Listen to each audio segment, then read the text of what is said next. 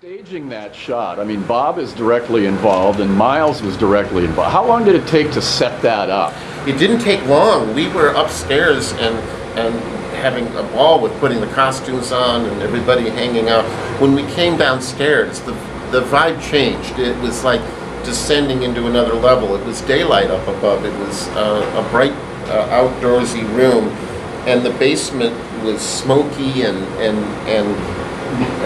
strange, and no one had seen it before except Reed's. We were, it had a real feeling of going into a secret, special place. The group gelled together. Reed had created a composition for everyone to stand, a starting point. But what I was surprised to find was that Bob really took charge, in his own way, quietly, and everyone looked to him. As with all his music and everything he does. I've seen him on stage, for example, if you've ever noticed, him shooting looks across to people, directing people with his eye and giving musical signals. And he's got a very strong instinct visually as well, in his filmmaking, in his photography, in his posing. So he took charge at that moment, and Reed was a real cooperative guy, so it was just like he was staging a party and letting those people stand up there, and he let it take its own shape, which it did do. Yeah, I think it would have been completely different if he tried to take control and direct everybody. Not at all. No, Reed was a very, very sweet guy in this regard.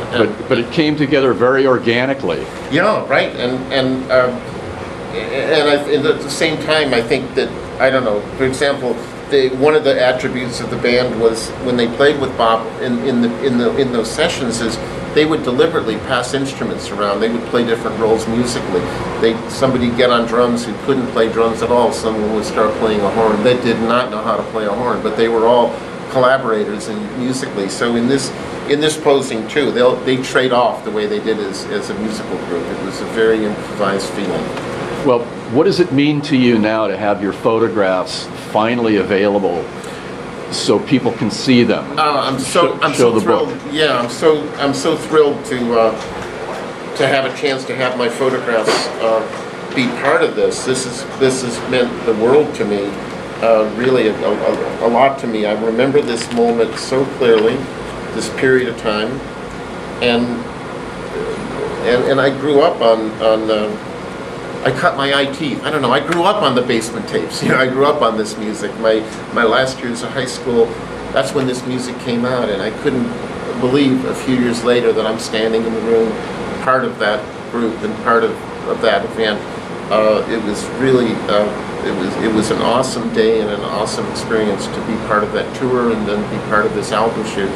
And it feels like it's really come full circle now. I'm so happy to hear the music in the way Bob intended it, the way it was recorded, and Garth's archive of the music. It's presented like a musical archive. It's all the takes and all the variations are intact.